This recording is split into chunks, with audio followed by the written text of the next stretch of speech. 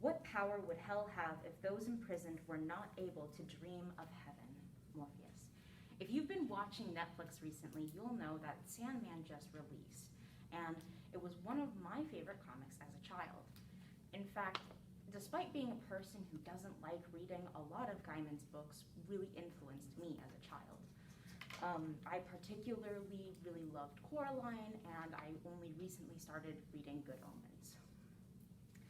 I think what I like about Neil Gaiman's work as a person who, again, doesn't like reading is that I think because of how passionate he is for his writing, it makes it more honest and original.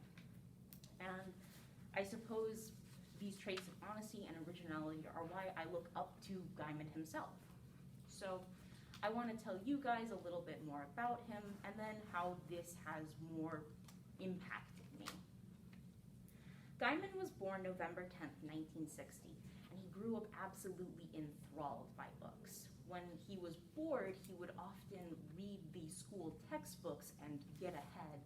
And according to his biography page on his website, www.neilgaiman.com, he loved things like Tolkien's Lord of the Rings, C.S. Lewis's Chronicles of Narnia, Lewis Carroll's Alice in Wonderland, and the Batman comics.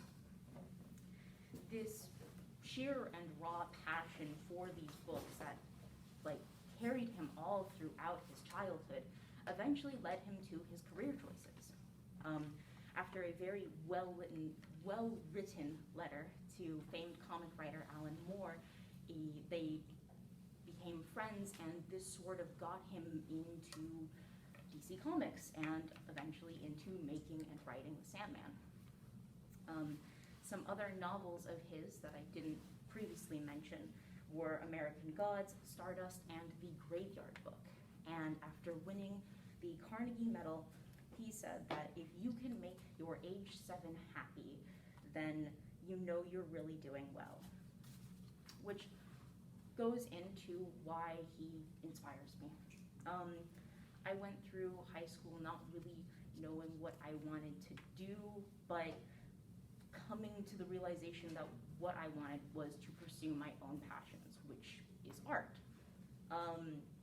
We may not be the same, as Gaiman is a writer and I am an artist, but I think the quote about making your 7-year-old self proud really resonates with me, as whenever I look back on my own work and realize that I could never do this when I was 5 or 7 or 12, it makes me really proud. The other thing is that because a lot of Gaiman's works are so influenced by what he read as a child, I take a lot of inspiration from other artists or other artworks and try to incorporate this into my own work.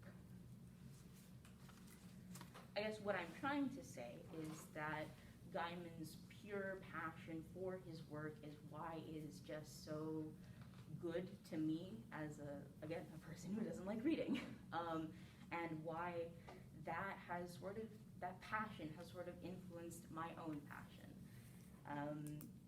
And even if art itself isn't that great, I think that the imprisoned need to dream of heaven, and I am dreaming.